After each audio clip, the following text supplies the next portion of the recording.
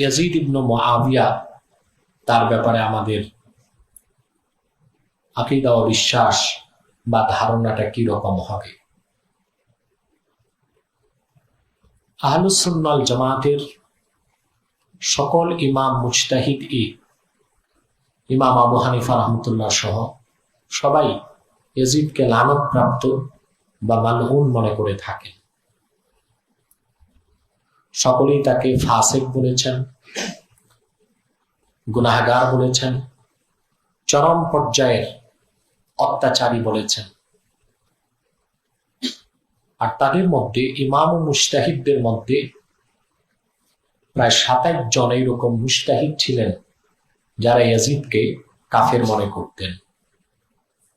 আমরা ব্যক্তিগতভাবে এই মতটিকে সমর্থন করে থাকি।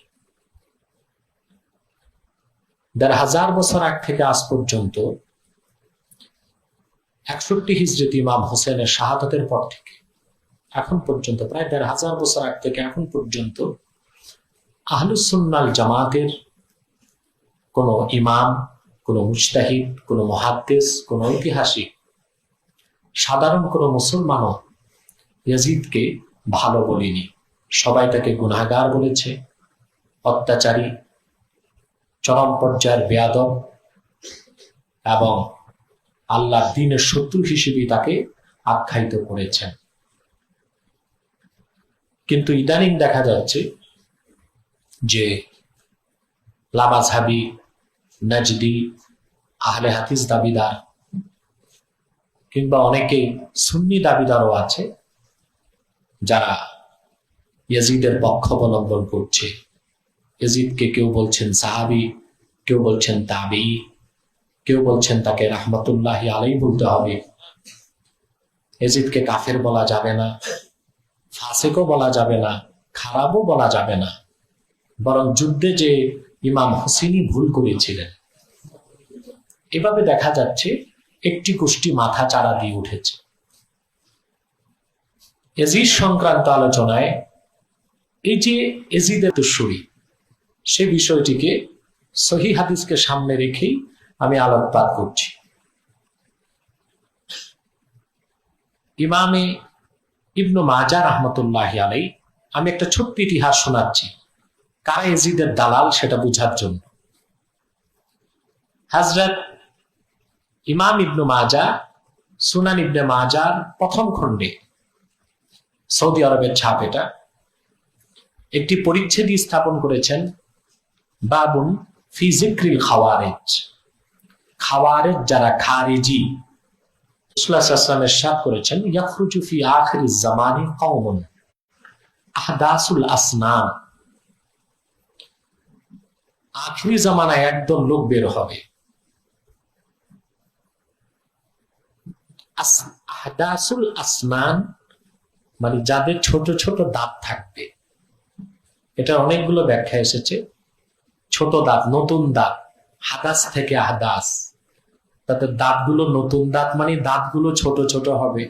এখন মুহাদ্দিসগণ লিখেছেন ছোট ছোট দাঁত, ছোট ছোট নতুন দাঁত।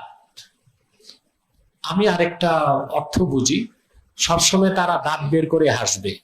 কমাও কেন, ঠিক করো, হালকা ইকো দাও। ছোট ছোট দাঁত। আবার আহদাসুল আসনানের আরেকটা ব্যাখ্যা হয় সব সময় দাঁত বের করে হাসবে, মানে তারা খুব ভালো সেটা মানুষকে দেখাবে। ছোট ছোট দাঁত, সুফাহা উল আহলাম, নেহায়েত পর্যায়ের মূর্খ, তাদের আকল বুদ্ধি খুব কম হবে। ইয়াকুলুনা মিন খাইরি কাউলিন নাস, কথার মধ্যে খুব ভালো ভালো কথা বলবে, কথা বলবে খুব চমৎকার ভালো ভালো কথা। ইয়াকরাউনাল কোরআন, কোরআন পড়বে তারা। লা ইউজাউযু তারাকিয়াহুম, কিন্তু তাদের পড়া কোরআন তাদের কণ্ঠ পার হবে না। ইয়ামরুকুনা মিনাল ইসলামি কামা ইয়ামরুকুস সাহমু মিনার রামিয়া, ইসলাম থেকে তারা এমন ভাবে বের হয়ে যাবে শিকার থেকে তীর যেভাবে বের হয়ে যায়। ফামান লাকিয়াহুম ফালিয়াকুলহুম, রাসূলুল্লাহ সাল্লাল্লাহু আলাইহি ওয়াসাল্লাম বলেছেন তোমাদের মধ্যে যারা তাদেরকে পাবে অবশ্যই যেন কতল করে।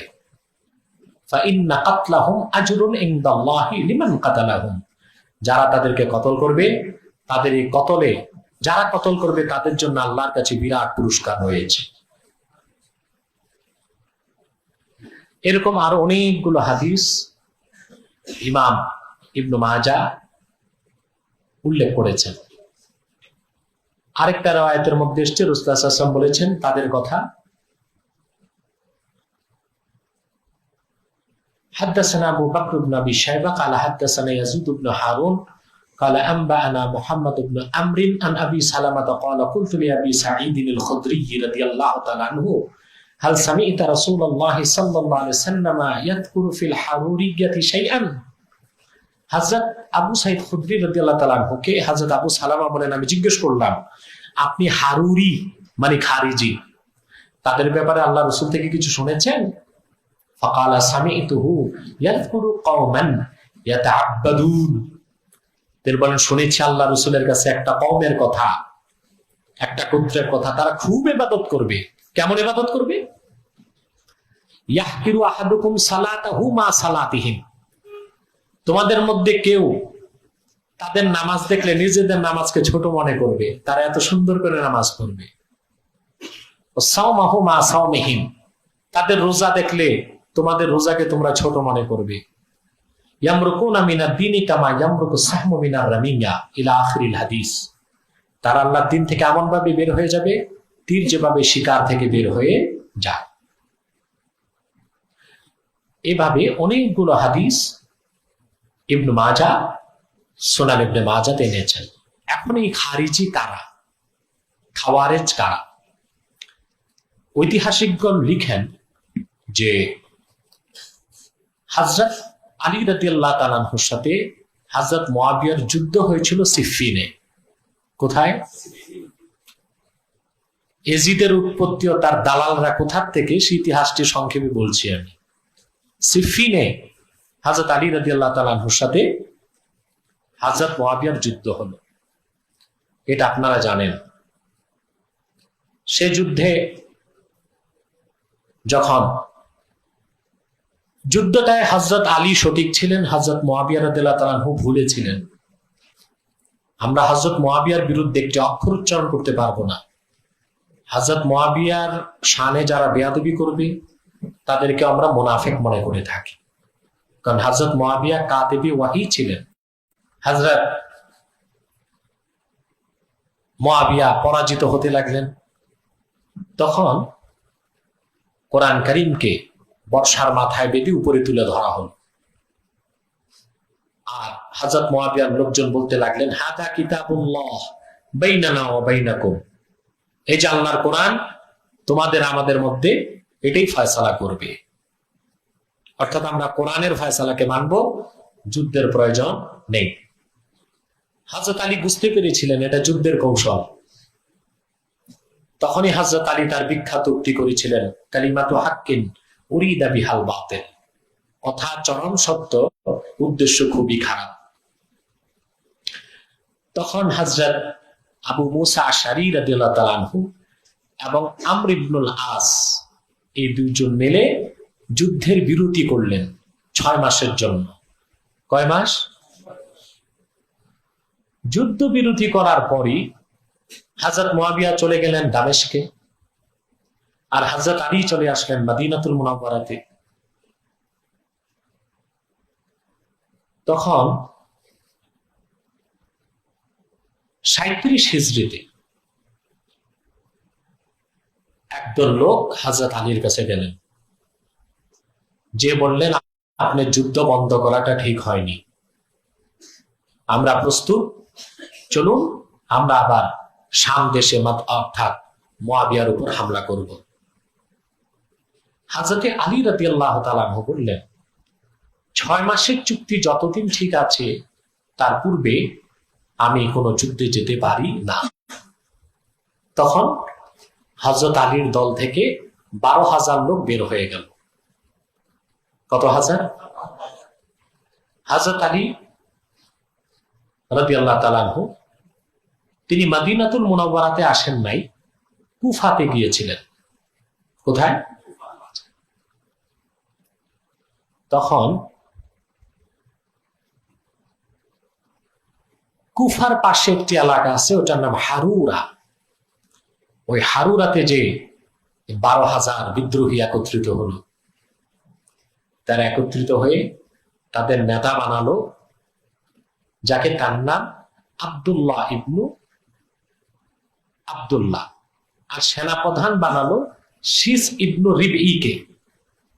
আর 12,000 সৈন্য একত্রিত হয়ে ফতুয়া দিল যে হযরত আলীও কাফের, মুআবিয়াও কাফের। নাউযুবিল্লাহ মিন যালিক। হযরত আলী রাদিয়াল্লাহু তাআলা আনহু তাদেরকে বুঝানোর জন্য হযরত আব্দুল্লাহ ইবনে আব্বাস রাদিয়াল্লাহু তাআলা আনহুকে পাঠালেন। তিনি ব্যর্থ হয়ে ফিরে আসলেন। হযরত আলী নিজে তাদের কাছে গেলেন, তাও তারা কথা মানল না। তিনি ব্যর্থ হয়ে ফিরে আসলেন। তখন তিনি খাওয়ারেজদের বিরুদ্ধে যুদ্ধ করলেন। সেই যুদ্ধে 8,000 খারিজিকে তিনি নিহত করলেন, হত্যা করলেন।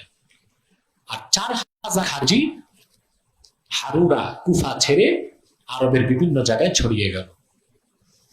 এই খারিজগণ তখন হযরত আলী রাদিয়াল্লাহু তাআলা আনহুর চরম শত্রুতে পরিণত হলো, এবং ইরাকের কুফা নিবাসী খারিজরাই হযরত আলী রাদিয়াল্লাহু তাআলা আনহুকে শহীদ করলো, এবং আহলে বাইতের বিরুদ্ধে তারা দুশমনি শুরু করলো।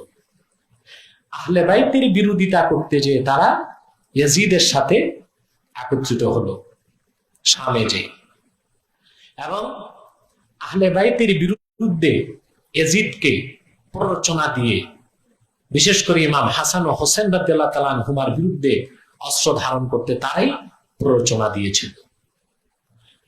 এবং হযরত হোসেন রাদিয়াল্লাহু তাআলা আনহু যখন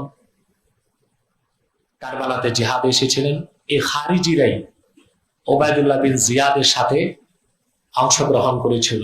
শুধুমাত্র হযরত আলীর সাথে দুশমনির কারণে তারা আহলে বাইতের সাথে দুশমনি করেছে, এবং ইমাম হোসেন রাদিয়াল্লাহু তাআলা আনহুর সাথে দুশমনি করেছে। অতএব যারা আজকে ইয়াজিদের পক্ষ অবলম্বন করছে, ইমাম হোসেনের বিরোধিতা করছে, মূলত তারা মুসলমানদের কোন উত্তরসূরি না, পথভ্রষ্ট খারিজিদের উত্তরসূরি। তারা খাওয়ারেজ, তারা জন্মসূত্রে বা ঐতিহাসিক ভাবে ইমাম হোসেন রাদিয়াল্লাহু তাআলা আনহুর বিরোধিতা করে আসছে। হযরত আলীকে তারা শহীদ করেছিল, হযরত হোসেনের বিরুদ্ধে ইয়াজিদকে প্ররোচনা দিয়েছিল, এবং সরাসরি তারা ওবায়দুল্লাহ বিন জিয়াদের নেতৃত্বে কারবালায় ইমাম হোসেনের বিরুদ্ধে অবস্থান নিয়েছিল। অতএব এখনো যারা ইয়াজিদের পক্ষাবলম্বন করছে এবং ইমাম হোসেনের বিরোধিতা করছে, তারা সেই খাওয়ারেজদের উত্তরসূরি। বর্তমান যারা আহলুল হাদিস বা লামাযহাবী, তারা খারিজিদের আকীদাই পোষণ করে। যেমন খারিজিদের আকীদা আল্লাহ তাআলা মুজাসসাম, ওনার আকার আছে, এটা একটি শিরকি আকীদা। বর্তমান লামাযহাবীগণ এরকম আকীদাই পোষণ করে থাকে। খারিজিদের আকীদা ইন্না মুরতাকিবাল কাবাইরি কাফির, কবিরা গুনাহগার কাফের। বর্তমান লামাযহাবীদের এই আকীদা, নামাজ তরককারীকে তারা কাফিরি মনে করে থাকে। অতএব যারা এখন ইয়াজিদের পক্ষ অবলম্বন করছে এবং ইমাম হোসেনের বিরোধিতা করছে, তারা সেই হযরত আলীর চিরশত্রু, হোসেনের শত্রু খাওয়ারেজদেরই একটি শাখা হিসেবে আমরা তাদেরকে ধরে নিতে পারি। তাদের সাথে ইসলাম ও মুসলমানের কোনো সম্পর্ক নেই। ইয়াজিদের ব্যাপারে আমাদের কি ধারণা থাকবে? যারা ইয়াজিদকে মুসলমান বলতে চায়, তারা প্রায় বলে যে ইমাম হোসেন রাদিয়াল্লাহু তাআলা আনহুর বিরুদ্ধে যুদ্ধে বা তাকে হত্যার ব্যাপারে ইয়াজিদের কোনো হাত ছিল না। এখন আমরা ইতিহাস থেকে সাব্যস্ত করব, এটা হাদিসের বিষয় না, ইতিহাসের বিষয়। আমরা ইতিহাস থেকে সাব্যস্ত করব যে প্রকাশ্যে ইয়াজিদের অনুমতিতেই ওবায়দুল্লাহ বিন জিয়াদ ইমাম হোসেনের বিরুদ্ধে যুদ্ধ করেছে। অতএব এই যুদ্ধে যা কিছু ঘটেছে তার পুরা দায় ইয়াজিদকেই নিতে হবে। ঠিক কিনা বলে? দেখুন ইতিহাস, জালালউদ্দিন সুয়ুতির মতো মানুষ, ইবনে খুলদুন কি বলল তা আমরা মানি। তারিখে দামেস্কে কি আসলো সেটাও মানি, কিন্তু তারা কেউ পরিপূর্ণ সেকা ছিলেন না। জালালউদ্দিন সিউতি সেকা ছিলেন, 2 লক্ষ হাদিসের হাফেজ ছিলেন। তিনি তারিখুল খোলাফাতে লিখেন 165 পৃষ্ঠায়, وبعث أهل العراق إلى الحسين الرسل والكتب يدعونه إليهم فخرج من مكة إلى العراق في عشر ذي الحجة ومعه طائفة من آل بيته رجالا ونساء وصبيانا। ইরাকবাসীগণ বায়াত নেওয়ার জন্য ইমাম হোসেনের কাছে অনেক দূত পাঠালেন, অনেক চিঠি পাঠালেন যে আপনি আসেন, আমরা আপনার কাছে বায়াত নিব। ইমাম হোসেন রাদিয়াল্লাহু তাআলা আনহু মক্কাতুল মুকাররমা থেকে ইরাকের উদ্দেশ্যে রওনা হলেন। এটা জিলহজ মাসের 10 তারিখ রওনা হলেন। পৌঁছতে তো অনেক সময় লেগেছিল। ওনার সাথে ছিলেন একদল লোক, ওনার পরিবারের সন্তানগণ, ওনার স্ত্রী পরিজন, অনেক পুরুষ, অনেক মহিলা এবং অনেক শিশু। এই খবরটা এজিদ পাওয়ার পর দেখেন এজিদকে যারা বাঁচাতে চায়, যে কারবালার ঘটনায় এজিদের হাত ছিল না, তারা কত বড় গাদ্দার। আসলে তো খারিজি, খাওয়ারেজ, তারা তো ইতিহাস বিকৃত করবে। ইমাম সুয়ুতি লেখেন, ফাকাতাবা ইয়াজিদু ইলা ওয়ালিহি বিল ইরাক উবাইদুল্লাহ ইবনে জিয়াদ বিকিতালিহ। আর সরাসরি ইয়াজিদ চিঠির মাধ্যমে নির্দেশ করলো ইরাকের গভর্নর উবাইদুল্লাহ বিন জিয়াদকে যে হোসেন পৌঁছা মাত্র তার বিরুদ্ধে তোমরা যুদ্ধ করো। তাহলে ইমাম হোসেনের বিরুদ্ধে যুদ্ধের অনুমতি দেওয়ার অর্থ ইমাম হোসেনের রক্তকে সে হালাল মনে করত। ইমাম হোসেন ও আহলে বাইতের রক্ত ঝরাকে ইয়াজিদ হালাল মনে করত, তাদের রক্তপাত করাকে হালাল মনে করত। এই একটি কারণে ইয়াজিদকে কাফের ফতোয়া দেওয়া যথেষ্ট। ইয়াজিদের দালালরা ইয়াজিদকে বাঁচাতে পারবে না। এবার দেখুন, এরপরে আহলে বাইতের আরেকজন সন্তান হযরত হোসেনের চাচাতো ভাইকে কিভাবে হত্যা করা হয়েছে। ওয়াকানা কাতলুহু বিকারবালা, এটা হযরত ইমাম হোসেনের ঘটনাটা। ওয়াকুতিলা মাআহু 16 রাজুলাম মিন আহলে বাইতি, এবং উবাইদুল্লাহ বিন জিয়াদ সে ইমাম হোসেনের বিরুদ্ধে যুদ্ধ করলো। ওয়াকাতালা মাআহু 16 রাজুলাম মিন আহলে বাইতি, উবাইদুল্লাহ বিন জিয়াদ হযরত হোসেনের সাথে আহলে বাইতের আরো 16 জনকে শহীদ করলো। উবাইদুল্লাহ বিন জিয়াদ, নির্দেশ কার ছিল? ইয়াজিদের। ইয়াজিদ যুদ্ধ করার আদেশ দিয়েছে বলেই ইয়াজিদ যুদ্ধ করেছে। আর সেই যুদ্ধে ইমাম হোসেন শহীদ হয়েছেন এবং আহলে বাইতের 16 জন শহীদ হয়েছে।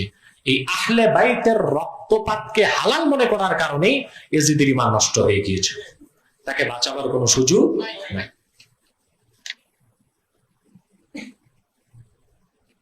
শুধু তাই নয়, এরপরে দেখুন, এখন দেখুন হযরত ইমাম হোসেন রাদিয়াল্লাহু তাআলা আনহুর রক্তপাত বা তাকে হত্যার নির্দেশ করে তার বিরুদ্ধে যুদ্ধ করতে বলে যে ইয়াজিদ কাফের হয়ে গিয়েছে, এ ব্যাপারে কয়েকটি হাদিস আমরা আপনাদের সামনে তুলে ধরছি। একটি হাদিস মিশকাতুল মাসাবিতে এসেছে, হাদিসটি মুআজ্জাম তাবারানীতে এসেছে। দেখুন, আহলে বাইতের রক্ত ঝরালে যে ঈমান থাকবে না তার একটি প্রমাণ দেখুন।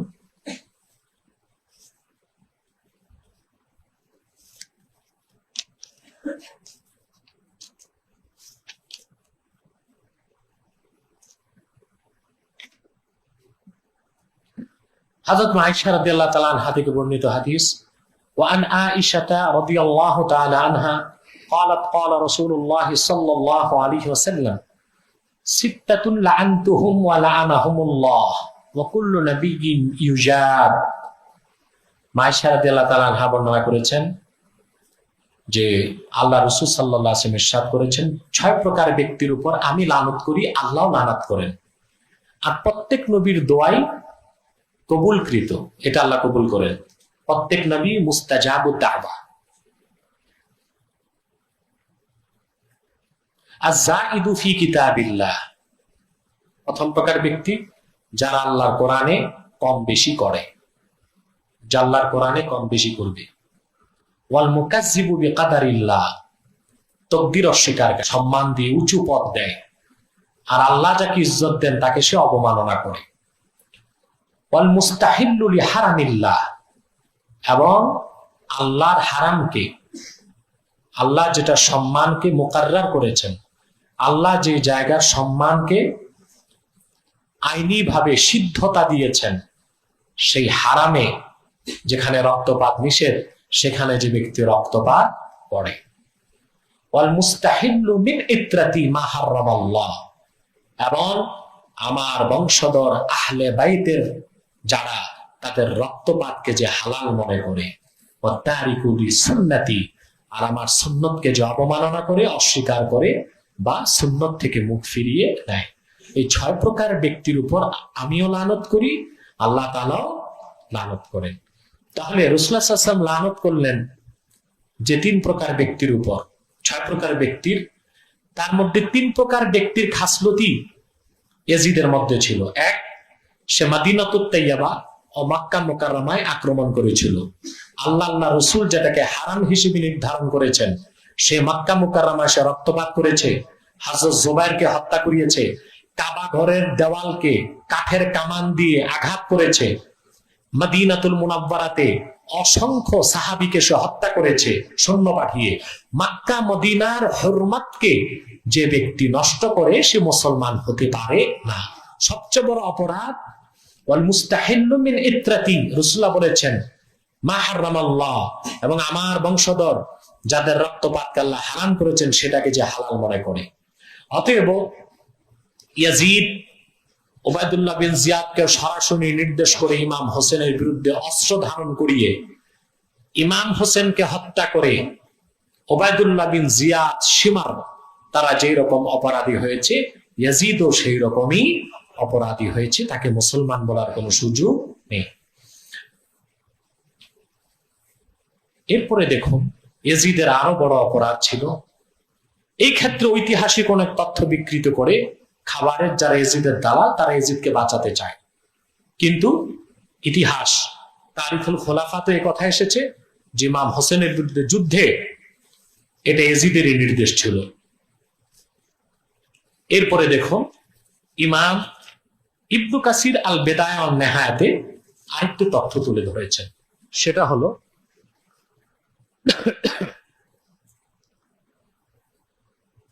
ফাবাআসা ইলা মারওয়ান ফাকারা আলাইহি কিতাবা ওয়াস্তাশারাহু ফি আমরি হাউলাইন নাফার।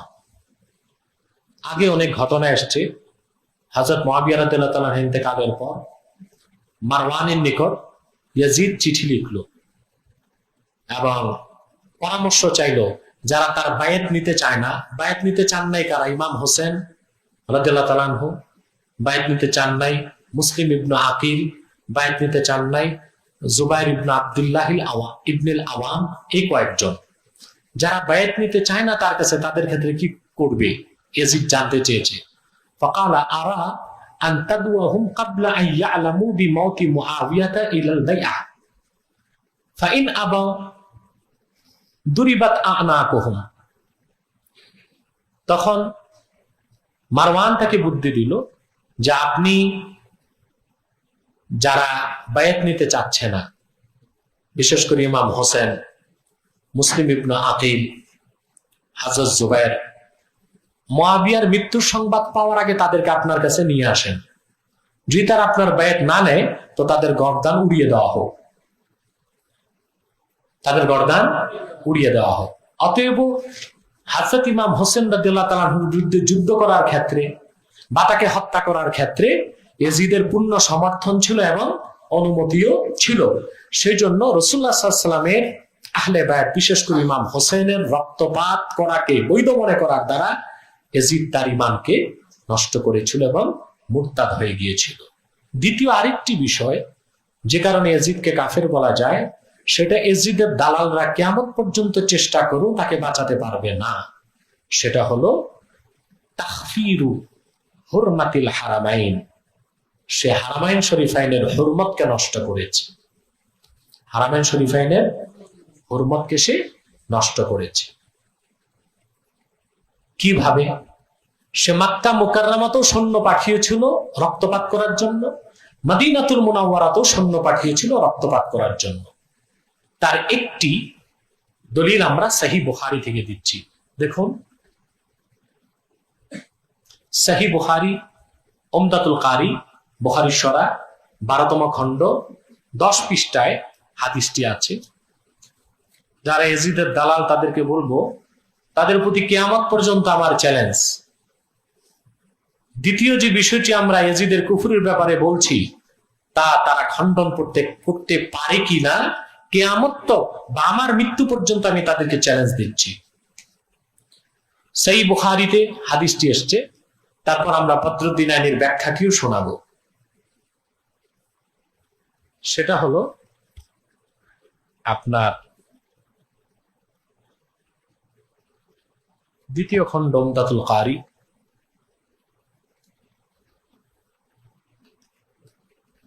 দ্বিতীয় খণ্ড 106 পৃষ্ঠায় হাদিসটি আসছে। দেখুন, ইদানলি আইয়ুহাল আমির উহাদ্দিসকা কাওলান কামা বিহি নবী সাল্লাল্লাহু আলাইহি ওয়াসাল্লাম আল-গাদ মিন ইয়াউমিল ফাতহ সামিয়াতহু উযনায়া ওয়া ওয়াআহু কলবি ওয়া আবসারাতহু আইনায়া হিনা তাকাল্লামা বিহি হামিদাল্লাহ ওয়া আসনা আলাইহি থুম্মা ক্বাল ইন্না মাক্কাতা হাররামাহা আল্লাহু ওয়া লাম ইউহাররিমহা আন-নাস ফালা ইয়াহিল্লু লিইমরিইন ইউমিনু বিল্লাহি ওয়াল ইয়াউমিল আখির আন ইয়াসফিকা বিহা দামান ওয়া লা ইয়াযিদা বিহা শাজারাতান فإن أحد ترخص لقتال رسول الله صلى الله عليه وسلم فيها فقولوا إن الله قد أذن لرسوله ولم يأذن لكم وإنما أذن لي فيها ساعة من نهار ثم عادت حرمتها اليوم كحرمتها بالأمس وليبلغ الشاهد الغائب. فقيل لأبي شريح ما قال أمر قال أنا أعلم منك يا أبا شريح لا يعيد عاصيا ولا فارا بدم ولا فارا بخربة. ইমাম বুখারী হাদিসটি তুলে ধরেছেন সহিহ বুখারীতে কিতাবুল ইলমে।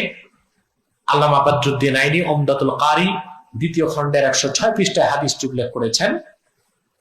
হযরত সাঈদ ইবনে আবি সাঈদ, হযরত আবু শুরাইহ রাদিয়াল্লাহু তাআলা আনহু থেকে বর্ণনা করেন, আমর ইবনে সাঈদ যে ছিল ইয়াজিদের সেনা প্রধানদের একজন, মদিনাতুল মুনাওয়ারাতে সে থাকত। ওয়া হুয়া ইয়াবআসুল বুউসা ইলা মক্কা।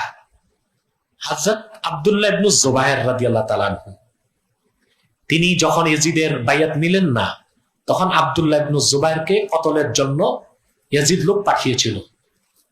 তখন আব্দুল্লাহ ইবনে জুবায়ের আর হযরত হোসেন রাদিয়াল্লাহু তাআলা আনহু একসাথেই চলে গিয়েছিলেন মক্কায়। মক্কা থেকে ইমাম হোসেন যখন কারবালা গেলেন তখন ওনাকে শহীদ করা হলো। আর আব্দুল্লাহ ইবনে জুবায়ের মক্কাতে ওনার বায়াত করালেন এবং মক্কার শাসক হিসেবে ঘোষণা করলেন, খলিফা হিসেবে। তখন আমর ইবনে সাঈদ ইয়াজিদের নির্দেশে লোক পাঠালো মক্কাতুল মুকাররমায়। ইয়াজিদ আমর ইবনে সাঈদকে বলেছিল যে জুবায়েরকে পাকড়াও করো, আমার বায়াত নিতে বলো, নতুবা তাকে কতল করো। সেজন্য ইয়াজিদের নির্দেশে আমর ইবনে সাঈদ সৈন্য পাঠানো মক্কাতুল মুকাররমায়, যেটা আল্লাহর হারাম আর যেখানে রক্তপাত সম্পূর্ণ হারাম ছিল। সেখানে পাঠানোর পর হযরত শুরাই আমর ইবনে সাঈদকে বললেন, হযরত আল্লাহ রাসূলের কাছে একটা হাদিস শুনেছি মক্কা বিজয়ের দিন, আপনি যদি বলেন তো আমি বলি। হাদিসটি আমার দুই কান শুনেছে, আমার অন্তর তা ধারণ করেছে। এবং আল্লাহ রাসূল যখন হাদিসটি বলছিলেন, ওনার নূরানি চেহারার দিকে, নূরময় চেহারার দিকে আমার চক্ষু তাকায় ছিল। এত ভালো করে আমি হাদিসটি শুনেছি। আল্লাহ রাসূল আল্লাহর প্রশংসা করেছেন, আল্লাহ সানাখাহি করেছেন, তারপর বলেছেন এই মক্কাকে আল্লাহ হারাম হিসেবে ঘোষণা জন্য হালাল হবে না, বৈধ নয়, হালাল নয় যে মক্কায় সে রক্তপাত করবে কিংবা এখানকার কোনো গাছকে উপড়াবে। কেউ যদি বলে যে বিদায় হজ্জের সময়, মক্কা বিজয়ের সময় আল্লাহ রাসূল সাল্লাল্লাহু আলাইহি ওয়াসাল্লাম মক্কা মুকাররমায় কিছু কাফেরকে কতল করেছেন। আমার এই কাজ থেকে কেউ যদি রুখসত নিতে চায় তাহলে তাকে বলে দিবে যে আমি মুহাম্মদ সাল্লাল্লাহু আলাইহি ওয়াসাল্লামের জন্য আল্লাহ তাআলা অনুমতি দিয়েছিলেন রক্তপাতের, তাও দিনের একটা ছোট্ট সময়ের জন্য। সেই সময় চলে যাবার পর মক্কার হুরমত আগ থেকে যেমন ছিল ওই হুরমত আবার ওই রকম ফিরে এসেছে। সেই হুরমতে মক্কা কিয়ামত তক থাকবে।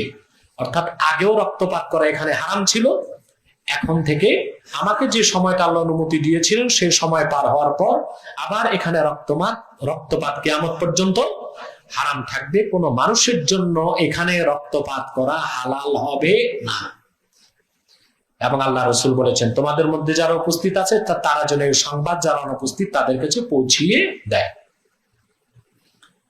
এখন আপনারা বলেন, সেই হারামে মক্কা, মক্কাতুল মুকাররমার হুরমতকে নষ্ট করে যেখানে রক্তপাত হারাম, সেখানে ইয়াজিদ তার নির্দেশে আমর ইবনে সাইদকে দিয়ে যুদ্ধ করিয়ে রক্তপাত করিয়েছে। কি রকম রক্তপাত করিয়েছে তা আপনি চিন্তাও করতে পারবেন না। ঘটনাটি তারিখুল খোলাফাতে হযরত জালালউদ্দিন সুয়ুতী রাহমাতুল্লাহ তুলে ধরেছেন। মক্কা মুকাররমায় কি করেছিল সে, মদিনাতুল মুনাওয়ারাতে কি করেছিল সে বিস্তারিত তিনি তুলে ধরেছেন। মদিনাতুল মুনাওয়ারাতে সে যখন হামলা করেছিল, কুতিলা ফিহা খালকুম মিনাস সাহাবাতি রাদিয়াল্লাহু আনহুম ওয়া মিন গায়রিহিম, প্রচুর পরিমাণ সাহাবী এবং তাবিঈ সেদিন শহীদ হয়েছিলেন মদিনাতুল মুনাওয়ারায় যখন সে মদিনাতুল মুনাওয়ারাতে হামলা করেছিল। মদিনাবাসীগণ এবং মদিনাবাসীগণ কেন তার বিরুদ্ধে গেলেন সেটার কারণও তিনি তুলে ধরেছেন। ওয়াকানা সাবাবু খালি আহলিল মদিনা লাহু আন্না ইয়াজিদ আসরাফা ফিল মাআসি, মদিনাবাসী যখন দেখলেন ইয়াজিদ বড় বড় কবিরা গুনাহ করতে লাগলো। ওয়া আখরাজাল ওয়াকিদি মিন তুরুকিন আন্না আব্দুল্লাহ ইবনে হানজালা ইবনুল গাসিল ক্বালা ওয়াল্লাহি মা খারাজনা আলা ইয়াজিদ হাত্তা খিফনা আন নুরমা বিল হিজারাতি মিনাস সামা। হযরত হানজালার ছেলে হযরত আব্দুল্লাহ বলেন, ইয়াজিদ এত গুনাহ করতে লাগলো, এত বদমাশি করতে লাগলো যে আমরা ভয় পেতে লাগলাম তার শাসন মানতে গেলে না জানি আল্লাহর পক্ষ থেকে আকাশ থেকে পাথর বর্ষিত হয়। ইন্নাহু রাজুলুন ইয়ানকাহু উম্মাহাতিল আওলাদ ওয়াল বানাতি ওয়াল আখওয়াত ওয়া ইয়াশরাবুল খামরা ওয়া ইয়াদাউস সালাত, সে মহিলাদের সাথে অবাধে জিনা করতে লাগলো এবং মুসলমানদের মা বোনদেরকে যখন খুশি তখন সে ব্যবহার করতে লাগলো, প্রকাশ্যে মদ পান করতে লাগলো এবং নামাজকে তরক করতে লাগলো। তখনই আমরা তার বাইয়াতকে বর্জন করেছি, এই সংবাদ পেয়ে ইয়াজিদ মদিনাতুল মুনাওয়ারাতে হামলা করিয়েছে এবং সেখানে জলিলুল কদর 6 জন সাহাবী সহ কয়েকশো তাবিঈ শাহাদাত বরণ করেছেন। এবং মক্কা মুকাররমায় সে কি করেছে, আচ্ছা এরপরে ইমাম সুয়ুতী লেখেন ক্বালা আয-যাহাবী ওয়ালাম্মা ফাআলা ইয়াজিদু বিআহলিল মাদিনা মা ফাআলা মা শুরবিহিল খামর ওয়া ইতয়ানিহিল মুনকারাত ইশতাদ্দা আলাইহিন নাস। যখন মদিনাতুল মুনাওয়ারায় সে যুদ্ধ করলো, ইয়াজিদ যখন যুদ্ধ করলো তার নির্দেশে যুদ্ধ করানো হলো, প্রচুর সাহাবীকে শহীদ করা হলো, তাবিঈনদেরকে শহীদ করা হলো, মানুষ তার উপর ক্ষিপ্র হয়ে গেল। ওয়ালাম ইউবারিকিল্লাহু ফি উমরিহি, আল্লাহ তখন তার বয়সের লাগামকে টেনে ধরলেন ইয়াজিদের। ওয়াসারা জাইশুল হাররা ইলা মক্কা লিকিতালি ইবনে জুবায়ের, গাজওয়াতুল হাররা বলা হয় মদিনা মুনাওয়ারায় এসে যে হামলা করিয়েছিল। মদিনা মুনাওয়ারাতে হামলার পর এই বাহিনীকে প্রেরণ করা হলো মক্কাতুল মুকাররমা হামলা করার জন্য ইয়াজিদের নির্দেশে। ফামাতা আমিরুল জাইশি বিত-তারিক, তার সেনাপ্রধান মক্কা পৌঁছার আগে মরে গেল। ফাস্তাখলাফা আলাইহিম আমিরান, আরেকজন আমির তারা নিযুক্ত করলো। ওয়া আতাউ মক্কাতা ফাহাসারু ইবনে জুবায়ের, ইয়াজিদের নির্দেশে মক্কা মুকাররমাকে ঘেরাও করা হলো এবং হযরত ইবনে জুবায়েরকে অবরোধ করা হলো। ওয়া কাতালুহু ওয়া রামাউহু বিল মিনজানিক, এবং প্রকাশ্যে হযরত আব্দুল্লাহ ইবনে জুবায়ের ইবনুল আওয়ামকে হত্যা করা হলো এবং মিনজানিক কাঠের কামান দিয়ে হারাম শরীফের বিভিন্ন দিকে আঘাত করা হলো। প্রচুর পরিমাণ তাবি সেদিন আব্দুল্লাহ ইবনে জুবাইর রাদিয়াল্লাহু তাআলার সাথে শহীদ হয়েছিল। তাহলে আমরা বুখারীর হাদিস থেকে দেখলাম মক্কাও হারামুল্লাহ, মদিনাও হারামুল্লাহ। মক্কাকে হারাম করেছেন আল্লাহ, আর মদিনাতুল মুনাওয়ারাকে হারাম করেছেন রাসূল করিম নবীজি মুহাম্মদ সাল্লাল্লাহু আলাইহি ওয়াসাল্লাম। অতএব সেই হারামের মধ্যে রক্তপাতকে যে হালাল করলো, যুদ্ধ করলো, রক্তপাত ঘটালো হালাল মনে করে, সে ইয়াজিদকে কিভাবে মুসলমান বলা যায়? তাকে আদৌ বলা যায়? আমাদের হানাফিদেরই প্রসিদ্ধ আকীদার কিতাব শারহ ফিকহিল আকবার, এখানে লক্ষ্য করে দেখুন 158 পৃষ্ঠায় 155 পৃষ্ঠায় পরিষ্কার হযরত ইমাম আযম আবু হানিফা রাহমাতুল্লাহর মত এসেছে। ইমাম আযম আবু হানিফা রাহমাতুল্লাহর মত হলো ওয়ালা নুকাফিরু মুসলিমান বিযামবিন মিনাদ দুনুব আই বিইরতিকাবি মাসিয়াতিন ওয়া ইন কানাত কাবীরাতান। ইমাম আযমের মত, কোন কবিরা গুনাহ করার কারণে কাউকে আমরা কাফের ফতোয়া দেই না। কামা ইউকাফিরুল খাওয়ারিজু মুরতাকিবাল কাবীরা, যেভাবে খারিজিগণ কবিরা গুনাহগারকে কাফের বলে। ইদা লাম ইয়াস্তাহিল্লাহা, তবে আমরাও কবিরা গুনাহকে যে হালাল মনে করে তাকে কাফের বলি। লাকিন ইদা লাম ইয়াকুন ইয়াতাকিদ হিল্লাহা, যদি হারাম বা কবিরা গুনাহকে কেউ হারাম মনে করে তাকে আমরা কাফের বলি না, কিন্তু যদি কেউ হালাল মনে করে তাকে আমরা কাফের মনে করি। লিআন্না মান ইস্তাহাল্লা মাসিয়াতান কাদ সাবাতাত হুরমাতুহা বিদালিলিন কাতঈন ফাহুয়া কাফির। আল্লাহ ও আল্লাহর রাসূল যে জিনিসকে হারাম ঘোষণা করেছেন সেটাকে যে হালাল মনে করবে সে কাফের। তাহলে হারামে মক্কা ও হারামে মদিনা মুনাওয়ারাতে রক্তপাত ঘটিয়ে সরাসরি ইয়াজিদের নির্দেশে মক্কা মুকাররমা ও মদিনাতুল মুনাওয়ারার হুরমতের বিপক্ষে অবস্থান নিয়েও ইয়াজিদ কাফের হয়েছিল, তাতে কোনো সন্দেহ নাই। অতএব ইয়াজিদের দালাল যারা ইয়াজিদকে বাঁচাতে চায়, রক্ষা করতে চায়, ইয়াজিদকে বাঁচাবার মূলত কোনো সুযোগ তাদের নেই। তারপরে দেখুন ইয়াজিদ মদকে হালাল মনে করত, যা শারহ ফিকহিল আকবরে এসেছে, এবং তার কতগুলো কথাও হয়েছে যা কুফর, সরাসরি কুফর, যে কথাগুলো আলুসি রুহুল মানিতে এনেছেন এবং শারহ ফিকহিল আকবর 100 এটা দারুন নাফায়েজ বাইরুতের ছাপ 158 পৃষ্ঠায় দেখুন ইয়াজিদ কি বলেছে। 158 পৃষ্ঠায় এসেছে, বদর যুদ্ধ যখন শেষ হলো তখন রুহুল মানিতে পুরা ঘটনা এসছে। ইমাম হোসেন রাদিয়াল্লাহু তাআলা আনহু সহ 18 জন আহলে বাইতের যখন সের মোবারক দামেস্কে তার সামনে রাখা হলো, তখন সে বলল, ইন্নী জাযাইতুহুম বিমা ফাআলু বিআশিয়াখি কুরাইশিন ওয়া সানাদিদিহিম ফি বদরিন। ইহুদির মুখ হতে এরকম কথা শোভা পেত না। সে বলল, আজকে বদর যুদ্ধে মুহাম্মদ সাল্লাল্লাহু আলাইহি সাল্লাম যুদ্ধ করেছিলেন, তাতে কুরাইশদের বড় বড় নেতা আমার দাদা উতবা আরো অনেকেই মরেছিল। আজকে বদর যুদ্ধের পুরস্কার আমি দিলাম হোসেনকে হত্যা করে। অর্থাৎ সে সরাসরি আল্লাহ রাসূল নবীজি মুহাম্মদ সাল্লাল্লাহু আলাইহি ওয়াসাল্লামের আহলে বাইতের সাথে দুশমনি করে বদর যুদ্ধের প্রতিশোধ নিয়েছে সে। এবং এই ব্যাপারে তার একটা কবিতাও আছে, আল্লামা আলুসি রুহুল মানির 309 পৃষ্ঠায় তা তুলে ধরেছেন। দেখুন আপনারা, এই সবগুলো আমাদের নিজস্ব কোনো কথা নয়। রুহুল মানিতে এসছে যখন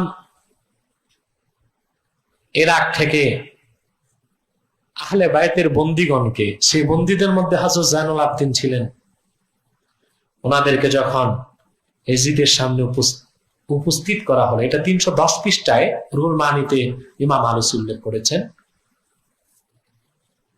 তখন ওনাদের লাশ ও মাথা মোবারক যখন রাখা হলো, তো কাক চিৎকার করতেছিল, কাক কাক ডাকতেছিল। তখন ইয়াজিদ কিরকম হারামজাদা খন্নাস, সেই ইমাম হোসেনের মাথা সামনে রেখে বলল, নাইবাল গুরাবু ফাকুলতু কুল আওলা তাকুল ফাকাদ ইত্তাজাইতু মিনার রাসূলি দুয়ুনি। আরে কাক ডাকুক আর না ডাকুক, হ্যাঁ, সে বলল, কাক ডাকতেছিল, সে বলল সে ডাকলেই বা কি, আমি বলবো তুমি বলো আর না বলো, হ্যাঁ, ডাকো আর না ডাকো। ফাকাত ইক্তাযাইতু মিনার রাসূল সাল্লাল্লাহু আলাইহি ওয়াসাল্লাম দুয়ুনি, আজকে মুহাম্মদ সাল্লাল্লাহু আলাইহি ওয়াসাল্লামের ঋণ আমি পরিশোধ করলাম। আজকে মুহাম্মদ সাল্লাল্লাহু আলাইহি ওয়াসাল্লামের নাতি হোসেনকে হত্যা করিয়ে, আহলে বাইতের এতগুলো মানুষকে হত্যা করিয়ে আমার পূর্বপুরুষ বদরে যারা মরেছিল তাদের ঋণটা শোধ করলাম। তাহলে সেই ইয়াজিদকে মুসলমান, কোন মুসলমান তাকে মুসলমান বলতে পারে না, পারে কুখ্যাত খারিজিদের উত্তরসূরিরা, ইহুদিদের উত্তরসূরিরাই তাকে মুসলমান বলতে পারে। হ্যাঁ, কেউ কেউ তাকে ফাসেক বলেছেন, ভালো তো কেউ বলে নাই। তাহলে যারা তাকে রহমতুল্লাহ বলতে চায়, ইয়াজিদকে সাহাবী বলতে চায়, ইয়াজিদকে তাবি বলতে চায়, তার নামে রহমতুল্লাহ প্রয়োগ করতে চায়, আমি বলি তারা খারিজেরদেরও উত্তরসূরি না, এগুলো ইহুদিদের জারদ সন্তান। ইহুদিদের জারদ সন্তান ছাড়া কেউ ইয়াজিদকে ভালো বলতে পারে না। সম্মানিত সুধী, ইয়াজিদের ব্যাপারে আর কত কথা শুনবেন। এই ইয়াজিদ কি না করেছে। হযরতে ইমাম আলুসি রাহমাতুল্লাহি আলাইহি বলে, ইমাম আবু হানিফা ইয়াজিদকে কাফের বলে নাই। কেন বলে নাই? ইমাম আবু হানিফার কাছে ইয়াজিদ সংক্রান্ত তথ্য সঠিকভাবে পৌঁছেনি। কারণ তখনকার ঘটনা তো বিচ্ছিন্ন ছিল, ঘটনা লেখা হয় নাই। অলিখিত ঘটনা তিনি না শুনে ভালো করে কাফের ফতোয়া দিতে পারেন না। তারপরও তিনি গালেবে জন্নের কারণে তাকে ফাসেক বলেছেন, বড় ধরনের গুনাহগার বলেছেন, ঠিক কিনা? তা আমাদের কাছে পরবর্তীতে সঠিক তথ্য পৌঁছেছে, এখন আর ইমাম আজম কি বললেন তার দেখার দরকার নাই। দুই ইমাম আজম আবু হানিফা রাহমাতুল্লাহ মাযহাব আমরা মানি শুধু ফিকহের ক্ষেত্রে, তাফসীরের ক্ষেত্রে আমরা আবু হানিফার মত মানি না, শাফিদের মত মানতেছি। জালালাইন, বাইজাবি, তারপরে তাফসীরুল কবির, ইবনু কাসির, মাআলিমুত তানজিল, সব তাফসীরই তো শাফিদের লেখা। সেখানে শাফিদের মত মানি কেন? সেখানে হানাফিদের মত কি নাই? কেন মানি না? তাফসীরের ক্ষেত্রে আমরা অন্য মাযহাবের মত মানতেছি, আমরা তরিকার ক্ষেত্রে অন্য মাযহাবের মানতেছি। আব্দুল কাদের জিলানী রাহমাতুল্লাহ তো হানাফি ছিলেন না, হাম্বলি ছিলেন, ঠিক কিনা? শুধু ফিকহের ক্ষেত্রে হানাফি মাযহাব মানতে হবে। আর ইয়াজিদ সংক্রান্ত বিষয়টা ফিকহের সাথে সম্পর্ক না, আকীদার সাথে ও তারিখের সাথে, ইতিহাসের সাথে সম্পর্ক। এই ইয়াজিদ, এই ব্যাপারে ইমাম আলুসি রাহমাতুল্লাহি আলাইহি আমি যে কথাগুলো আগে বললাম, যে মাদিনা মুনাওয়ারাতে সে হামলা করেছে, মক্কাতে মুকাররমাতে সে হামলা করেছে, এই জন্য তাকে মুসলমান বলা যাবে না। তিনি এ ব্যাপারে একটি হাদিস এনেছেন। তিনি বলেন,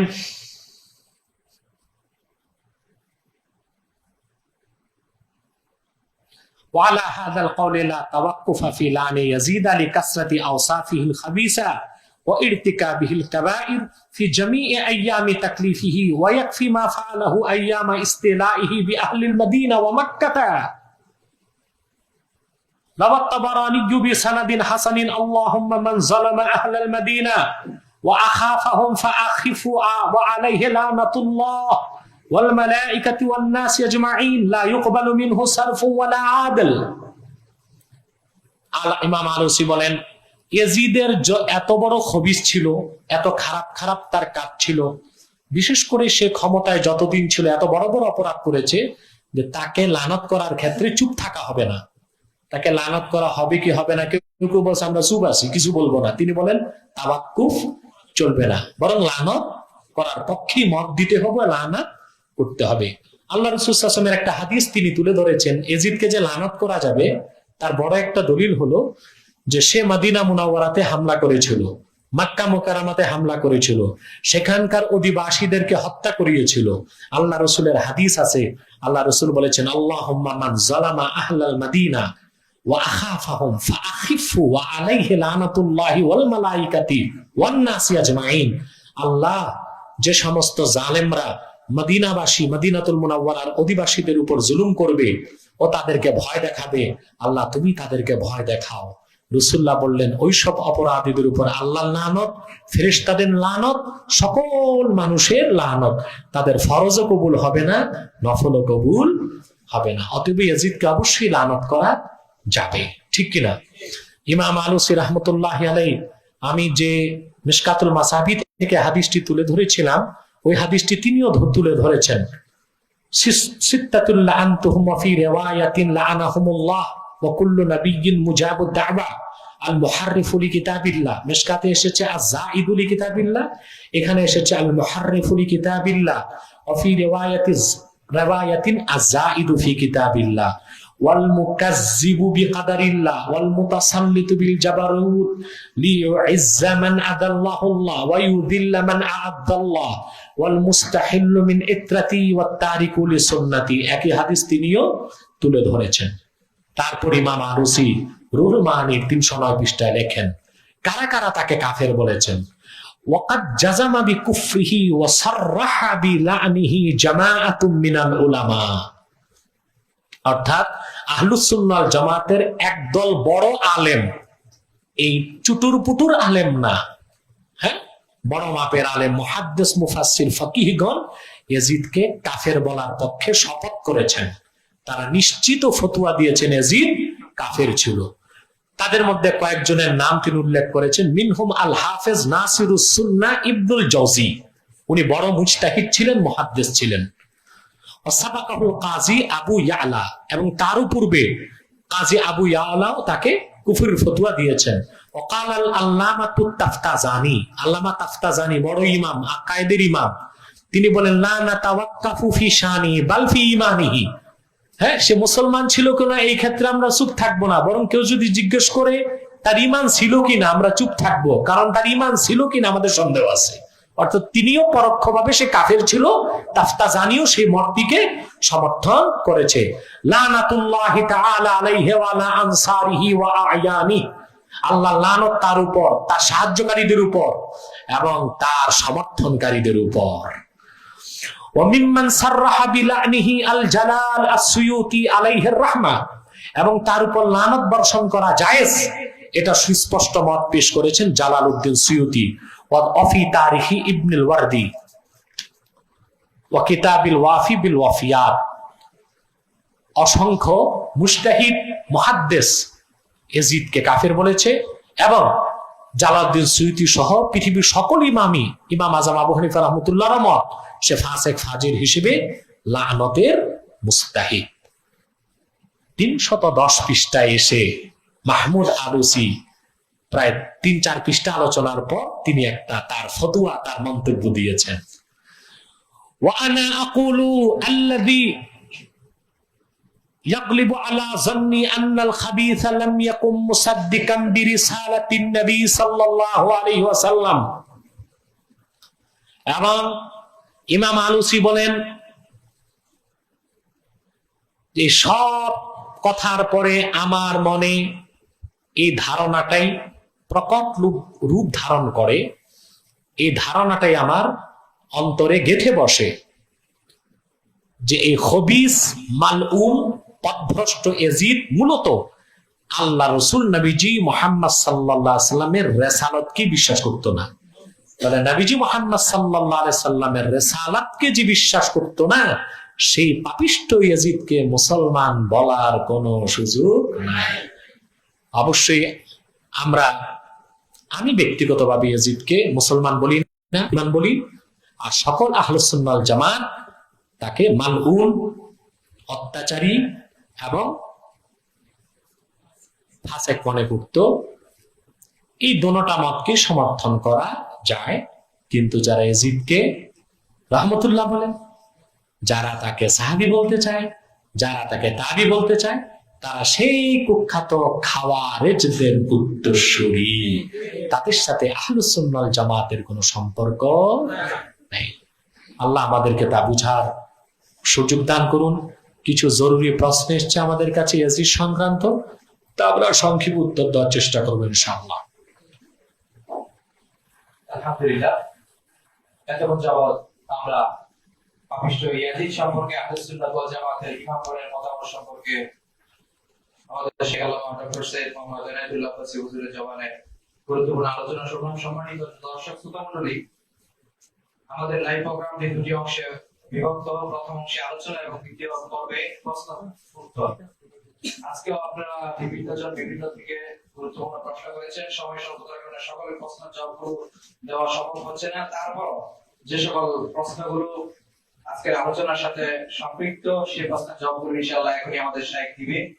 প্রথম প্রশ্নটি করেছেন যৌথভাবে, যে আমরা ফুলমতি থেকে মাওলানা জুলফিকার আহমদ এবং নারায়ণগঞ্জ থেকে সাইফুল্লাহ আল মাহাদি যৌথভাবে প্রশ্নটি করেছেন। প্রথমে বুখারী শরীফ চতুর্থ খণ্ড 175 পৃষ্ঠার একটি হাদিসের বর্ণনা দিয়েছেন যে উম্মে হারাম রাদিয়াল্লাহু তাআলা আনহা বলেন, আমি মহানবী সাল্লাল্লাহু আলাইহি সাল্লামকে বলতে শুনেছি, নৌযুদ্ধে অংশগ্রহণকারী আমার সাহাবীদের প্রথম দলটি বেহেশতি হবে। মহানবী সাল্লাল্লাহু আলাইহি সাল্লাম এরপর বলেন, আমার সাহাবীদের মধ্যে প্রথম বাহিনী যারা রোম সিজারের শহর কুস্তুনতুনিয়া অর্থাৎ ইস্তাম্বুল জয় করবে, তাদের গুনাহ মাফ করা হবে। এই হাদিসের উপর ভিত্তি করে অনেকে বলে হযরত মুআবিয়া রাদিয়াল্লাহু তাআলা আনহু এবং ওনার ছেলে ইয়াজিদ উভয়ই নাকি এই জিহাদে নেতৃত্ব দিয়েছেন এবং অংশগ্রহণ করেছেন। তাই তাকে অর্থাৎ ইয়াজিদকে কাফের বা মালউন বলা যাবে না, বরং তার নামের শেষে রাদিয়াল্লাহু তাআলা আনহু বলতে হবে। তাদের এই যুক্তিটি কতটুকু যুক্তিযুক্ত? যারা বুখারী শরীফের হাদিসটি উল্লেখ করে ইয়াজিদকে বাঁচাতে চায়, এই মূর্খের দল মূল হাদিসটি পড়েই নাই, মূল হাদিসটিও পড়ে নাই, তার ব্যাখ্যাও পড়ে নাই। আমি বুখারী শরীফের সবচেয়ে প্রসিদ্ধ ব্যাখ্যা গ্রন্থ হানাফিদের লেখা আল্লামা বদরুদ্দীন আইনির লেখা উমদাতুল কারি 12তম খণ্ড থেকে 10 পৃষ্ঠা হাদিসটি, মূল হাদিসটি শোনাচ্ছি, যা বুখারীতে 2924 নম্বর হাদিস, উমদাতুল কারিতে ব্যাখ্যা সহ এসেছে, আমি শোনাচ্ছি। হাদাসানি ইসহাক ইবনে ইয়াজিদ আদ-দিমাশকি قال حدثنا يحيى بن حمزة قال حدثني ثور بن يزيد عن خالد بن معدان أن أمير بن الأسود الأنسي حدثه أنه أتى عبادة بن الصامت وهو نازل في ساحة همصة وهو في بناء له ومعه أم حرام. قال أمير فحدثتنا أم حرام أنها سمعت النبي صلى الله عليه وسلم يقول أول جيش من أمتي يغزون البحر قد أوجبوا. قالت أم حرام قلت يا رسول الله صلى الله عليه وسلم أنا فيهم؟ قال أنت فيهم. ثم قال النبي صلى الله عليه وسلم أول جيش من أمتي يغزون مدينة قيصر مغفور لهم. فقلت أنا فيهم يا رسول الله؟ قال لا. এই হলো মূল হাদিস যা বুখারীতে এসেছে, এবং হাদিসটিকে আল্লামা বদরুদ্দীন আইনি উমদাতুল কারি 12তম খণ্ড কিতাবুল জিহাদ 10 পৃষ্ঠায় হাদিসটি উল্লেখ করে ব্যাখ্যা করেছেন। দেখুন, এই হাদিসের মূল কথা, হযরত উম্মু হারাম রাদিয়াল্লাহু তাআলা আনহা তিনি বলেন, আমি আল্লাহ রাসূল সাল্লাল্লাহু আলাইহি ওয়াসাল্লামের কাছে শুনেছি, তিনি বলেন, আউয়ালু জাইশিন মিন উম্মতি ইয়াগজুনাল বাহরা, আমার উম্মতের যেই যুদ্ধের দলটি সর্বপ্রথম সমুদ্রে যুদ্ধাভিযান পরিচালনা করবে, আদ আউজাবুল জান্নাহ, এই যুদ্ধ করার দ্বারা তারা জান্নাতকে ওয়াজিব করবে। ক্বালাত উম্মু হারাম, আমি বললাম, কুলতু ইয়া রাসূলুল্লাহ আনা ফিহিম, আমি কি সেই যুদ্ধে থাকবো? ক্বালা আনতা ফিহিম, হ্যাঁ তুমি সেই যুদ্ধে থাকবে। রাসূলুল্লাহ ভবিষ্যদ্বাণী করলেন। এই যে যুদ্ধ, এটা হযরত মুআবিয়া প্রেরণ করেছিলেন রাদিয়াল্লাহু তাআলা আনহু। সে যুদ্ধে হযরত উম্মে হারাম ছিলেন এবং সেই যুদ্ধে ফিরার আগেই তিনি শাহাদাত বরণ করছেন। আল্লাহ রাসূল আগেই বলে দিয়েছিলেন যে পরের যুদ্ধে তিনি থাকবেন না। এটা নূর নবী সাল্লাল্লাহু আলাইহি ওয়াসাল্লামের বড় একটা মুজিজার প্রকাশ ঘটেছে। কিন্তু যে যুদ্ধে হযরত উম্মে হারাম অংশগ্রহণ করলেন, সমুদ্রাভিযান, সেই যুদ্ধে ইয়াজিদ অংশগ্রহণ করে নাই। হযরত উম্মে হারাম যে যুদ্ধে অংশগ্রহণ করলেন, প্রথম সমুদ্রাভিযান, সেখানে ইয়াজিদ অংশগ্রহণ করে নাই। অতএব সেই যুদ্ধে আল্লাহ রাসূল যাদের জন্য জান্নাতের ওয়াদা করেছেন তারা জান্নাত পাবেন, আর ওই যুদ্ধেতে ইয়াজিদ যাই নাই, অতএব তার জান্নাত পাওয়ার কোনো প্রশ্নই আসে না। ক্বালা আনতা ফিহিম ثم قال النبي صلى الله عليه وسلم أول جيش من أمتي يغزون مدينة قيصر, কনস্টান্টিনোপল, অর্থাৎ আমার উম্মতের যে দলটি কায়সারের রাজধানী দখল করবে, রোমের রাজধানী দখল করবে, কনস্টান্টিনোপল। কোনটা? কনস্টান্টিনোপলের রাজধানী দখল করবে। মাগফুরুল লাহুম, তারা সবাই ক্ষমাপ্রাপ্ত, তারা সবাই জান্নাতে যাবে, এটা রাসূলুল্লাহ বলেন, তারা সবাই ক্ষমাপ্রাপ্ত। ফাকুলতু উম্মে হারাম বলেন, আমি বললাম আনা ফিহিম ইয়া রাসূলুল্লাহ, আমি কি সেই যুদ্ধে থাকবো? ক্বালা লা, ওই যুদ্ধ তুমি পাবা না, আসলেই তিনি পান নাই, প্রথম যুদ্ধে তিনি শহীদ হয়ে গিয়েছেন। অতএব যারা বলে কনস্টান্টিনোপল যুদ্ধে যারা যাবে, রাসূলুল্লাহ বলেছেন তারা সবাই বেহেশতে যাবেন, এই কথা ভুল। প্রথম সমুদ্র অভিযানে যারা যাবেন তারা সবাই বেহেশত পাবেন, রাসূলুল্লাহ সেটা বলেছেন, সেই যুদ্ধে ইয়াজিদ যায় নাই। দ্বিতীয় যে যুদ্ধের কথা রাসূলুল্লাহ বলেছেন, কনস্টান্টিনোপল, যেটাকে কুস্তুনতিনিয়া বলা হয়, হ্যাঁ, ইস্তাম্বুল রোমের রাজধানী, আর রোম বর্তমান নাম ইস্তাম্বুল, তুরস্কের রাজধানী, সেই যুদ্ধে যারা রাসূলুল্লাহ সাল্লাল্লাহু আলাইহি ওয়াসাল্লাম বলেছেন তারা ক্ষমাপ্রাপ্ত। তারা কি? অর্থাৎ তাদের সবাইকে আল্লাহ কি করবেন? ক্ষমা করবেন। তার মানে এই না ইয়াজিদও ক্ষমা পাবে আর বেহেশতে যাবে। তার জবাব কি? তার জবাব রাসূলুল্লাহর হাদিস বুখারীতে আছে, রাসূলুল্লাহ বলেছেন যে মান সামা ফি রমাদান গুফিরা লাহু মা তাকাদ্দামা মিন যামবিহি, এক মাস যে রোজা রাখবে তার জীবনের সব গুনাহ মাফ। তার সব গুনাহ, মানে এক মাস রোজা রেখে যে গুনাহ মাফ করলো, তারপর যদি কুফর করে তারও কি গুনাহ মাফ? হ্যাঁ, রাসূলুল্লাহ বলেছেন আল মুসলিমু মান সালিম আল মুসলিমুনা মিন লিসানিহি ওয়া ইয়াদিহি, প্রকৃত মুসলিম সেই যার জবান ও হাত থেকে অন্য মুসলমান নিরাপদ থাকবে। এখন এই বৈশিষ্ট্যধারী কোন মুসলমান যদি কুফর করে, সেও কি মুসলিম থাকবে? রাসূলুল্লাহর আরেকটা হাদিস আছে যে মান সাল্লা সালাতানা ওয়াস্তাকবালা কিবলাতানা ওয়া আকালা যাবিহাতানা ফাযালিকাল মুসলিম, যে আমাদের নামাজ পড়লো, আমাদের কিবলা গ্রহণ করলো, আমাদের জবাইকৃত পশুর গোশত খেলো, সে মুসলিম। ঈমানের কথাই তো নাই। এখন আমরা কি বলবো, কালেমা পড়া ছাড়া, ঈমান ছাড়া কেউ নামাজ পড়লো, কোরবানি দিল, কিবলামুখী হলো, সে মুসলমান বেহেশতে যাবে? এই হাদিসের মুরাদ হচ্ছে মাগফুরুল লাহুম, তারা সবাই ক্ষমাপ্রাপ্ত যদি তারা ঈমানের সাথে মরে। এই কথাটা মুকাদ্দার আছে, অতএব ইয়াজিদ ঈমানের সাথে মরে নাই, অতএব সে এই ওয়াদা থেকে বঞ্চিত। কথাটা আমার না, আল্লামা বদরুদ্দীন আইনি উমদাতুল কারি 12তম খণ্ডের 11 পৃষ্ঠায় আবার আমার ব্যাখ্যাতেই করেছেন। তিনি বলেন লা ইয়ালজামু মিন দুখুলিহি ফি যালিকাল উমুম আল্লা ইয়াখরুজা বিদালিলিন খাস, ওই যুদ্ধে সবাই ক্ষমা পাইছে, তবে ইয়াজিদের থেকে বাইরে থাকবে।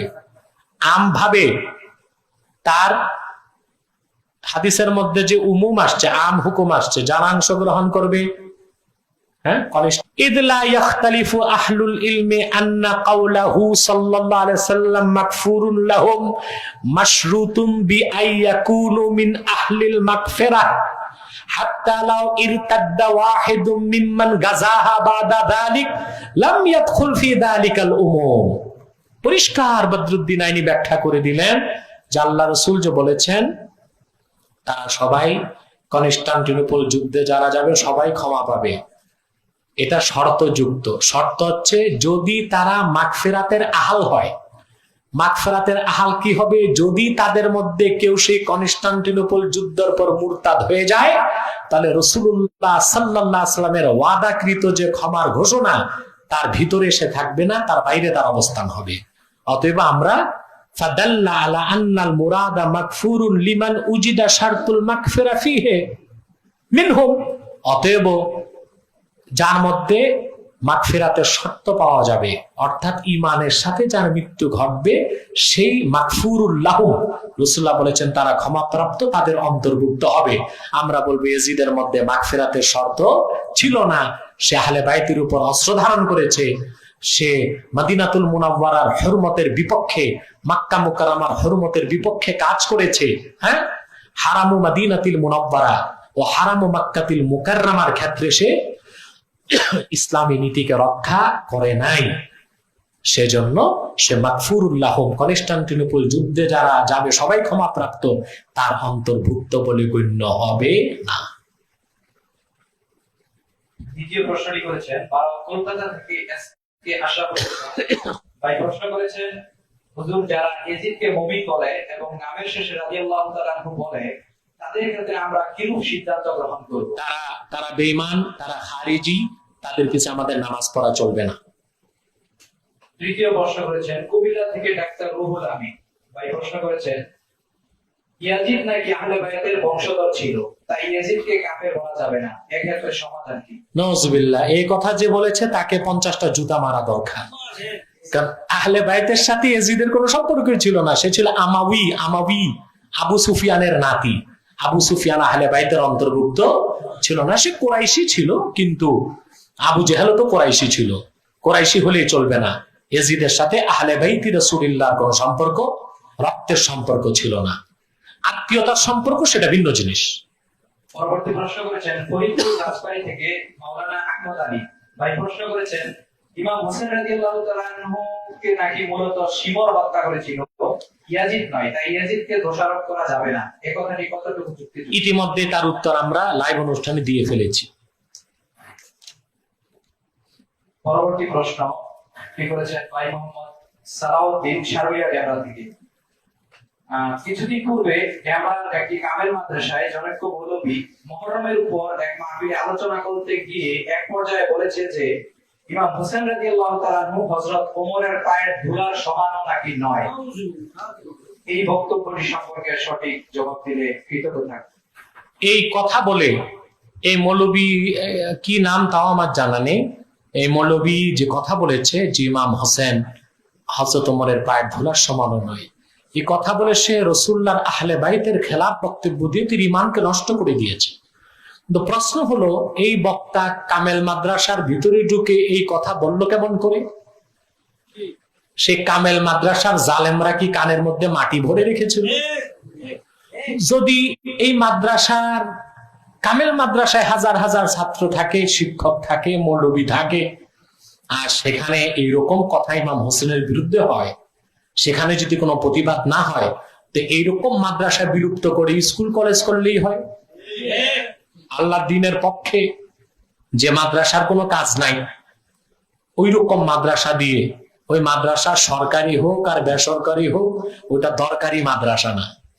দ্বীনের পক্ষে যার প্রয়োজন নাই, দ্বীনের পক্ষে যাদের কোনো কাজ নাই, ওটা সরকারি হোক আর বেসরকারি হোক, সেটা আমাদের কাছে দরকারি মাদ্রাসা না।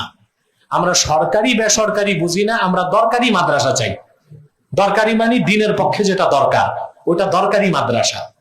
এখন তো কওমির ভাইরাও সনদ নিয়ে সরকারি হয়ে গেছে।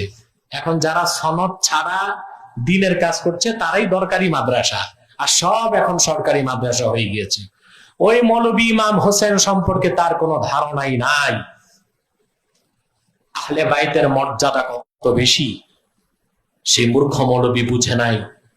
হযরত ওমর রাদিয়াল্লাহু তাআলা আনহু খুলাফায়ে রাশিদিনের একজন অনেক বড় সাহাবী, কোনো সন্দেহ নাই। তাই বলে আহলে বাইতের সদস্য হিসেবে ইমাম হোসেনকে তার সাথে তুলনা করা যাবে না। সকল সাহাবীর মর্যাদা সাহাবী হিসেবে সমান। কোন একজন বড় সাহাবীর পায়ের ধুলার সমান ছোট সাহাবীকেও অন্য কোন সাহাবীকে বলাও বেয়াদবি। আল্লাহ রাসূলের সাহাবী হিসেবে সবাইকে আল্লাহ সমান মর্যাদা দিয়েছেন। আল্লাহ বলেছেন, উলাইকাল্লাযীনা আমতাহানাল্লাহু কুলুবাহুম বিত্তাকওয়া। রাসূলুল্লাহর প্রত্যেক সাহাবীকে আল্লাহ মুত্তাকি বলেছেন, তাকওয়ার মানদণ্ডে উত্তীর্ণ করেছেন আল্লাহ। রাদিয়াল্লাহু আনহুম ওয়া রাদু আন, রাদিয়াল্লাহু আনহুম ওয়া রাদু আন। আল্লাহ তাদের উপর রাজি, তারা আল্লাহর উপর রাজি। আল্লাহ সবার রাসূল সাল্লাল্লাহু আলাইহি ওয়াসাল্লামের সকল সাহাবীকে আল্লাহ রাসূল সাল্লাল্লাহু আলাইহি ওয়াসাল্লামের সোহবত লাভ করার কারণে সমান মর্যাদা দিয়েছেন। তবে জুজই কারণে কারো কারো মর্যাদা বেড়ে গেছে। যেমন একটা মর্যাদা কুল্লি আর একটা জুজই। সকল সাহাবায়ে কেরামের মধ্যে শ্রেষ্ঠ হযরত আবু বকর সিদ্দিক রাদিয়াল্লাহু তাআলা, তারপরে হযরত ওমর, তারপরে ওসমান, তারপরে আলী। এটা কুল্লি ফাজিলত, জুজি না। দেখা যায় জুজি ফাজিলত ওনাদের জন্য সাহাবীর বেশি ছিল। যেমন আব্দুল্লাহ বিন আব্বাস সবচেয়ে বড় আলেম ছিলেন, এই জুজি ফজিলতে তিনি আবু বকর, ওমর, ওসমান থেকে উপরে ছিলেন, কিন্তু কুল্লি ফজিলতে ওনারা উপরে। হযরত হোসেন রাদিয়াল্লাহু তাআলা আনহুর সবচেয়ে বড় ফজিলত ছিলেন যে তিনি আল্লাহ রসুল নবীজি মুহাম্মদ সাল্লাল্লাহু আলাইহি ওয়াসাল্লামের নাতি। এই একটি জুজি ফজিলতের কারণে সকল সাহাবী হযরত হোসেন রাদিয়াল্লাহু তাআলা আনহুকে সম্মান করতেন, তাজিম করতেন। হযরত ওমর রাদিয়াল্লাহু তাআলা আনহু যখন দেখতেন তখন কোলে নিয়ে চুমা খেতেন। হযরত হোসেন রাদিয়াল্লাহু তাআলা আনহু একদিন মসজিদে ঢুকছেন, মসজিদ নববীতে জুতা খুলে দেখেন একজন বৃদ্ধ মানুষ চাদরে মুখ ঢাকা নিজের চাদর দিয়ে হযরত হোসেনের জুতা সাফ করতেছেন। দৌড়ে এসে বললেন, আপনি মুরব্বী মানুষ, আমার জুতা সাফ করেন। মুখের সামনের থেকে চাদর সরায় দেখেন হযরত আবু হুরায়রা রাদিয়াল্লাহু তাআলা।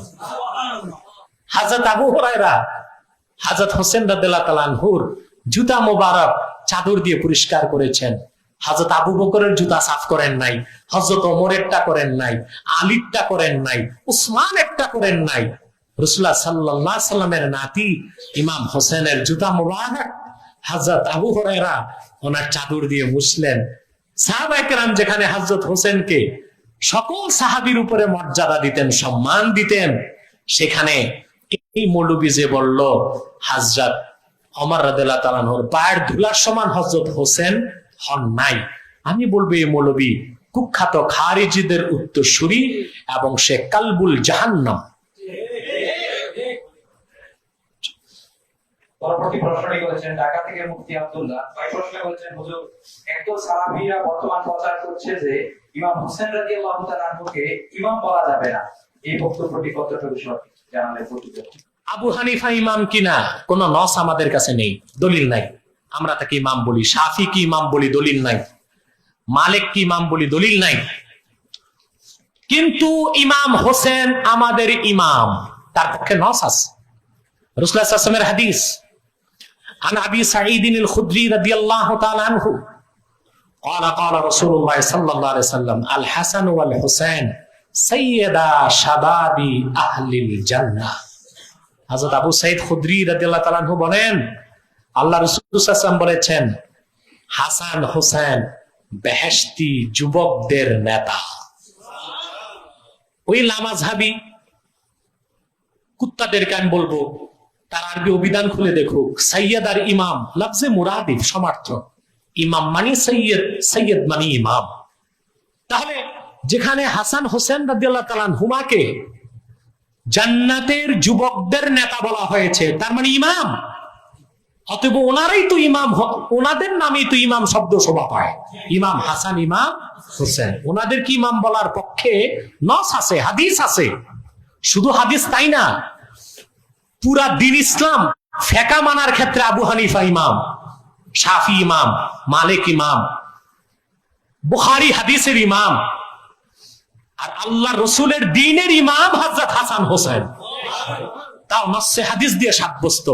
ওয়ান জাবির ইবনে আব্দুল্লাহিল আনসারী রাদিয়াল্লাহু আনহুমা قال রাআইতু রাসূলুল্লাহ সাল্লাল্লাহু আলাইহি ওয়াসাল্লাম ফি হাজ্জাতিহি ইয়াওম আরাফা ওয়া হুয়া আলা ناقته القصوى يخطب فسمعته يقول يا أيها الناس إني تركت فيكم ما إن أخذتم به لن تضلوا كتاب الله وعترتي أهل بيتي رواه الترمذي। ইমাম তিরমিজি হাদিসটি বর্ণনা করেছেন তার সুনানে, বাবু মানাকিব আহলি বাইতিন নবী সাল্লাল্লাহু আলাইহি ওয়াসাল্লাম, হাদিস নাম্বার 3786। এবং নাসিরউদ্দিন আলবানী হাদিসটিকে সহিহ বলতে বাধ্য হয়েছে, সেটা সিলসিলাতুল আহাদিসিস সহিহাতে হাদিস নাম্বার 1761। হযরত জাবের রাদিয়াল্লাহু তাআলা বলেন যে আমি আল্লাহ রাসূল সাল্লাল্লাহু আলাইহি ওয়াসাল্লামকে দেখলাম বিদায় হজ্জে, ওহু আলা নাকাতিহিল কাসওয়া, তিনি ওনার যে কাসওয়া নামের উষ্টি ছিল সেই উষ্টির উপর বসা ছিলেন। ইয়াখতুবু, রাসূলুল্লাহ সাল্লাল্লাহু আলাইহি ওয়াসাল্লাম খুতবা দিচ্ছেন। ফাসামিতুহু ইয়াকুল, নিজ কানে শুনলাম নূর নবীজি বললেন, ইয়া আইয়ুহান নাস, হে মানব সকল, ইন্নী তারাকতু ফীকুম মা ইন আখাযতুম বিহি লান তাদিল্লু, আমি দুটো জিনিস তোমাদের জন্য রেখে গেলাম, যদি তোমরা এই দুটো জিনিসকে ধরে রাখো কোনদিন পথভ্রষ্ট হবে না। কিতাব আল্লাহ, একটা আল্লাহর কোরআন, ওয়া ইত্রাতি আহলা বাইতি, আর রেখে গেলাম আমার বংশধর। আমার অর্থাৎ আল্লাহ দ্বীনের উপর তখনই প্রতিষ্ঠিত থাকতে পারবে মুসলমান যখন কোরআনের অনুসরণ করবে, আর কোরআনের ব্যাখ্যা হাদিসের অনুসরণ করবে আহলে বাইতের ব্যাখ্যা অনুযায়ী। আহলে বাইতের ব্যাখ্যা অনুযায়ী। অতএব আল্লাহ রাসূল সাল্লাল্লাহু আলাইহি সাল্লাম শুধু ইমাম হাসান আর হোসেনকে নয়, নবীজি মুহাম্মদ সাল্লাল্লাহু আলাইহি ওয়াসাল্লাম ওনার মেয়ে হযরত ফাতেমার বংশধর আহলে বাইতের সকল পুরুষকে দ্বীনের ইমাম হিসেবে নির্বাচন করে দিয়েছেন। তাহলে হাসান হোসেন কি ইমাম বলা যাবে না, এটা কোনো মুসলমান বলতে পারে না। এটা বলবে কে? কালবু জাহান্নাম। কালবু জাহান্নাম, এটার বাংলা কি? সর্বশেষ প্রশ্নটি করেছেন ময়মনসিংহ থেকে ভাই মোহাম্মদ মানসুর আহমদ। ভাই প্রশ্ন করেছেন, হুজুর, প্রচলিত তাবলীগ জামাতের মধ্যে ছাত্রপন্থী ও জোবায়েরপন্থী দুইটি দলে বিভক্ত হয়ে প্রায় প্রতিদিনই রক্তপাত হচ্ছে। এতে সাধারণ মুসলমানদের মধ্যে নতুন নতুন আতঙ্ক তৈরি হচ্ছে। প্রচলিত তাবলীগ জামাত বিষয়ে আমরা কি সিদ্ধান্ত গ্রহণ করবো, জানালে কৃতজ্ঞ থাকবো। আহারে, আমাকে এমনিতেই তাবলীগী ভাইরা দেখতে পারে না যে আমি তাবলীগ জামাতের বিরোধিতা করি। আসলে আমি তাবলীগের বিরোধিতা করি না, সংশোধন চাই।